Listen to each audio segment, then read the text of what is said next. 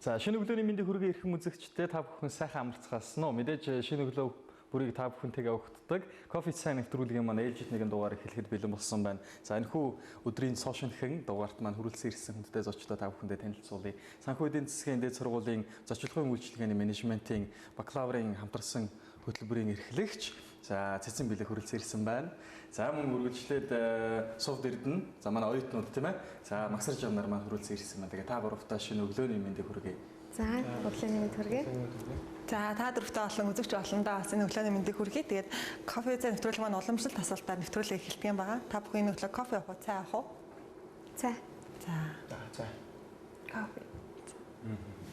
За маш их баярлалаа. Тэгэхээр их нэрнээс л их сонирхол татал ирж байна л да. Зочлохын үйлчилгээ. Магадгүй хин хүний сайн мэддэг юм шиг мөртлөө ялангуяа мэддэггүй манад сайн хэрэгждэггүй үйл ажиллагаа энд байдаг юм болов гэсэн ойлголт шууд төрж байна л да. Тэгээд эхнээсээ бас энэ зочлохын үйлчилгээний менежментийн бакалаврын хамтарсан хөтөлбөр гэдэг юм уу энэ үйл ажиллагааны сургалтын талаар дэлгэрэнгүй танилцуулгаас бас ярилцлага эхлэе л да.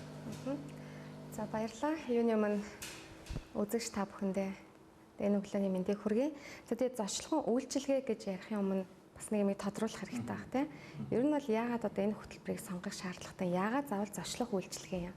Тэгэхээр зочлох үйлчилгээ гэдэг маань өөрөө аялал жуулчлалын салбартай ерөөсөө нэгт холбоотой. Өөрөөр хэлбэл аялал жуулчлалаар хурж ирж байгаа, одоо жуулчилж ирж байгаа хүмүүсийг зочлох үйлчилгээ маань хүлээж аваад тэднэрт одоо үйлчилж одоо байр, хоол тийм одоо тэр үйлчилгээ одоо бидний тэр өдөр алган ордог спа, wellness, массаж тийм одоо кино, театр, за казино бүх зүйлчдээс энэ hospitality одоо менежмент буюу зочлуулчлалын салбарт хамаардаг. За тэгэхээр энийг ярихын өмнө ерөнхийдөө аялал жуулчлал өөрөө хөгжиж байж энэ зочлох үйлчлэл маань давхар одоо ингээд хөгжиж явах нь шүү дээ. Тэгэхээр аялал жуулчлалын салбарын талаар одоо сүүлийн үеийн мэдээллийг ерөнхийдөө хүргэхийн зүг байх гэж бодож байна. За аялал жуулчлалын салбар за дэлхийн дэлхийн хэмжээнд дотоодын нийт бүтээгдэхүүний 10%-ийг за худалдаа үйлчилгээний 30%-ийг за татварын 5%-ийг жишээд яг ингээд дурдж байгаа тийм. За тэгэхээр энэ салбар маань өөрөө ямар чухал бас ямар их том орон зайг эзэлдэг салбар бай гэдэг нь бол тодорхой харагдаж байгаа. За дээрэс нь 2020 он гэхэд 1995 онтой харьцуулахад одоо нийт одоо дэлхийд аялалж жуулчлах хүмүүсийн тоо 3 дахин нэмэгдэнэ гэсэн үг. Өөрөөр хэлбэл 1 тэрбум 600 саяд хүрэх нь шүү дээ. Тэгээ энэ нь ялангуяа Аз болон одоо номхон талаан бүс нутагт илүү нэмэгдэнэ гэсэн юм тооцоогоо. За ер нь бол манай Монголын үндэсний хөгжлийн цогц бодлогод бол аялал жуулчлалыг идэвхтэй хөгжүүлэх за мөн эдийн засгийн тэргүүлэх салбарын нэг болгоно. За Монголд ирэх жуулчдын тоог бол 1 саяд хүргэнэ гэсэн юм одоо хөгжлийн бодлоготой аль хэдийн тусгацсан байгаа.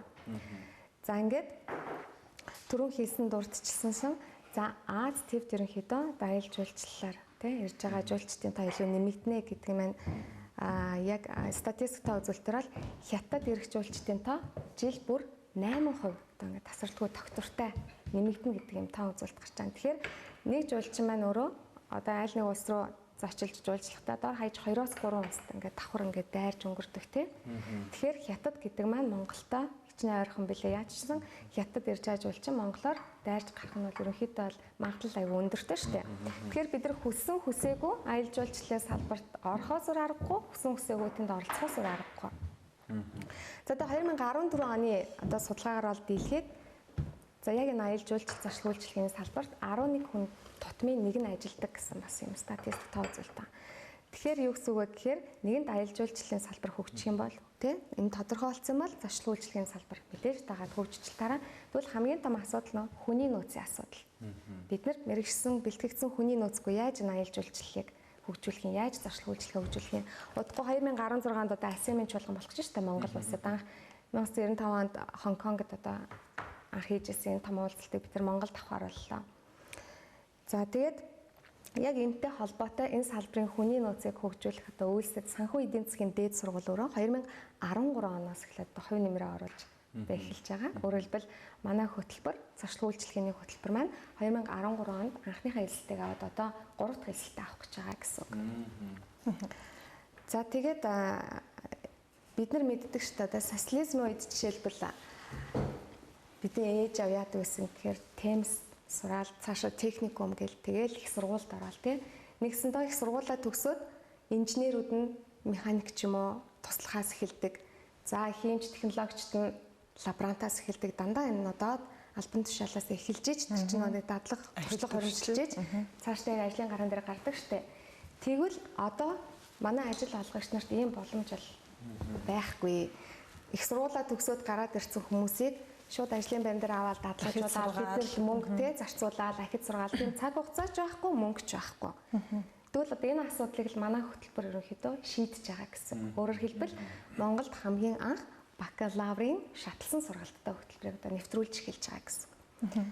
За би үргэлжлүүл ярьж тий. Тэгээ энэ юу гэсэн үг юм бэ гэхээр төгсөхдөө аль хэдийн дор хаяж одоо 2 жил болон түүнээс дээш ажлын туршлагатай болоод бид нар гарах гээд байгаа. Юу гэсэн юм бэ гэхээр нэгдүгээр курстэй одоо онлайн мэдлэгийг дадлагынхаа одоо мэдлэг ур чадвартай хамт суралцж агаад тэгээ нэгдүгээр курстэй дадлага хийдэг юм. Танилцах болон үйлдвэрлэлийн дадлага. Тэгэхээр тэр хүмүүс маань яг нэг одоогийнхоор бид нар чинь эмсүүд гэж ярьдаг шүү дээ. Мэргэжил сургууль үйлдвэрлэлийн төвтэй яг тэр нь сурж байгаа юм шиг давхар дадлага хийгээд явчихна гэсэн бакалавртаа. Тэгэхээр чинь нэг шинэлэг учраас хүмүүс одоодондоо арай буухгүй байгаа хэл та. Тийм учраас энэ социализмын үетэй холбож яриад байна шүү дээ тийм. За ерөнхийдөө бол нэг юмрхүү тавчхан да. Тэгэхээр та бүхэн бас яг энэ салбарт хэрэгцээ ийм мэрэгсэн ажилтнууд мэрэгсэн боловсон хүчин хэрэгтэй байгааг бас судалж үзсний үндсэн дээр бас ийм хөтөлбөрийг бас олон улсын сургуультаас хамтраад хэрэгжүүлж байна л да. Тэгэхээр ер нь зочид буудлын салбарын үйлчилгээ манад одоо яг ямар төвшөнд явж байгаа бол яагаад яг зайлшгүй шаардлагатай байгаа бол? За уг нь бол мэдээж одоо зочид буудал рестораны менежер, зочид буудал зоогийн газрын ажилтан гэж бэлтгэл гаргаад байгаа тийм. Гэтэл диплом өртөлсөн ажилгүй диплом өртөлсөн дээд боловсралтай ажилгүй хичнээн хүмүүс байна тийм. За энэ салбарх байлаа ч гэсэндээ. За тэгээ хөтөлбөрийн зах зээл дээр судлаад ажил олгогчтой уулзаад явж байхад яаж юм гэхээр биднэрт ажлын байр байна, хангалттай байна. Гэтэл тэнд нь хурж ирээд ингээд тэнцээд ажиллах хүний нөөц бидэрт тутмаг байна. За уг нь бол дээд боловсрал эзэмшиж гисэн дипломтой мөртлөө яагаад тэнд тэгвэл хурц яг мэдлэг боловсрал нь хурц ажиллаж чадахгүй байгаа юм бэ гэдээ үзэхээр нөгөө ажлын туршлага. Энэ үйлчлэгийн салбар гэдэг маань өөрөө ерөнхийдөө дадлага ур чадвар дээр суурилж байгаа шүү дээ. Хичнээн би менежер болж төгсөөд яг удирдах хүмүүсээ юу хийж ёстой те тэрийг яаж хянах ёстой гэдгийг мэдэхгүйгээр би хизээч менежер хийж чадахгүй. Тэгэхээр сурж явах явцдаа ямар нэгэн одоо дадлага тэр ур чадварыг олж эзэмшихгүй юм бол хичнээн мянга чи диплом аваад 4 жил дээд боловсралтай тэр сургалтын танхимд өнгөрүүлээд гараад одоо ажлын байр бол өөрөө нэгстэй ажлын байр байна чи өөрөө тэр ажлын байр байна болгож байна л гэсэн үг байгаа шүү дээ. Тэгэхээр яаж жишээлбэл энэ салбарын үйлчилгээ энэ салбарын одоо чадвах нэмэгдэх гэдэг л асуудал яригдчихэж байгаа байхгүй. Тэрнээс бэлтгэдэд гарч байгаа хүмүүс аль байна. Гэхдээ яг энэ салбартаа энэ ажлын байранда одоо тохирох нэг ур чадвар чадамжаа ерөнхийдөө бол эзэмшиж авч чадаагүй байна. Бүрэн хангаагүй байна л гэсэн үг. Тэгэхээр үйлчлэгээний салбар яалтчгүй нөө харилцаанд тулгуурлаж байгаа. Тэгэхээр зөв харилцах, хүнтэй зөв харилцаж тухайн хүний одоо үйлчлүүлэгчийн санал хүсэлтийг яг одоо юу гэдгийг зөв биелүүлэх. Эргээд одоо зочид үйлчлэгээний чиглэл манайхаас аль жуулчлалын бас нэг бүсдгээ. Тэгэхээр гадныхантай бас харьцах англи хэлний чадвар гэдэг энэ бүхэн бас энэ хөтөлбөрийн бас гол ач холбогдлоо байгаа л та тийм. Ерөөсөө үйлчлэгээ гэдэг бол ерөөсөө хүнтэй харилцаа штэ. Одоо тийм хоёлаа харилцсан биеийн хүнтэй үйлчлэе гэж бодоход энэ хүний хүсэл сонирхол нь юу юм, энэ өөрөө ямар шүүхийн юунд дуртай энэ дургуун бүх зүйлийг л мэдэрч төрүүлж тэр хүний хүсгээс өмнө тэр үйлчлэгийг л ерөөсөө үзүүлэх хэрэгтэй шүү дээ. Ер нь бол тийм. Тэрнээс за яг юу зах юм, юу ах юм гэж сууж идэг бол биш үйлчлэгээ биш байхгүй тий. Бид нар аялал жуулчлалынгууд нэг юм хөтөж гайд гэж ойлгооддаг. За зочлох үйлчлэгэнгүүд нэг зөөгч ингээд нэг ресепшн ингээд зогсож идэг. Одоо тэр сэтгэлгээнээсээ салахгүй бол бид нар өөрсдөө хоцрогдлоо шүү дээ нийгэм маань. Тэгэхээр одоо яаж юм гэхээр тэр үйлчлэгийг үзүүлж авах хүн өөрөө ерөнхийдөө ертөнцийг үзэх тэр үзэл өөрөө төлөвшсөн байх хэрэгтэй тий таны мэдхэн талаасаа задарсан байх хэрэгтэй өөрийнхөө хувьд одоо бүрэн нийгэмшсэн байх хэрэгтэй тэгжиж нөгөө хүнээ таниач тэр нийгэмд оролцож байгаа хүнд үйлчлэгээ үзүүлнэ шүү дээ. Тэгэхээр тэр тал дээр нь ч гэсэн бид нар хөтөлбөрийн агуулгад одоо ёс зүй харилцааны хичээл ордог. Өөрөөр хэлбэл одоо яг яагаад үйлчлээд байгаа юуны тулд үйлчлээд байгаа тий яг энэ мэрэгжлийг эзэмшсэн гэдэг маань өөрөө ямар учиртай юм хүнтэй харилцахтаа чи юун дээр анхаарах хэрэгтэй юм. За энэ бас мэрэгжлийн нэг онцлог нь маш хурдан хугацаанд зөв шийдвэр хариу үйлдэл гаргах хэрэгтэй шүү дээ. За хэрвээ тийм зүйл тохиолдвол яаж тэнд хариу үйлдэл гаргах юм? Хэрвээ зөв хариу үйлдэл гаргаагүй бол тэрийг яаж богино хугацаанд цас залруулах юм гээд. За тэгээд эрдэм мэдлэг чи өөрөө ялгаатай шүү дээ. Бид нар л хамтдаа эрдэм мэдлэг гэдэг алгаас бид нар их сургуульд бол мэдлэгээ үзэж байгаа. Эрдэм гэдгийг чинь нөгөө амьдралын явцад дээрээс нь туршлагаж жийж чадвар дадлага эзэмшиж тэр эрдмийг ч олж авдаг болохоос биш зүгээр нэг танхимд 4 жил суугаад багшийн хэлснийг бичээд ингэдэг бол энэ эрдэм биш те. Тэгээд ингэж сураад гарч байгаа угаасаа дипломтой. Тэгээд ажлын баригвал гарах хүмүүс шүү дээ. Энэ бол гашуун өнөө учраас би айгу тодорхой хэлээд байгаа байхгүй. За тэгээд мэдээж англи хэлний мэдлэг бол энэ салбарт хамгийн чухал. За одоо аялал жуулчлалаар төгсөж байгаа хүмүүс ерөнхийдөө англи хэл айгу муутай төгсөж байна л да. Одоо манай энэ бол одоо тэр сургуулийн ч юм бэлдэж байгааных нь буруу ш. Ерөнхийдөө ингэж яваад ирчихсэн. Гэтэ одоо бид өөрчлөлт ёстой гэдгийг л олж харах хэрэгтэй. Бид нар жуулчтай харилцсан шүү дээ. Тэгэхээр чин жуулчин ямар хэлээр ярих юм? Ядчил орс англи те, герман франц гэл ярина.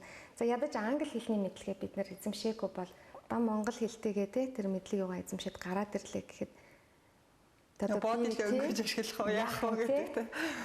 Ингээд явах юм уу? Эцэг бол хоцрогдсон байна шүү дээ. Тэгэхээр хөтөлбөр маань өөрөө Кипр улсын Никосия их сургуультай хамтарсан.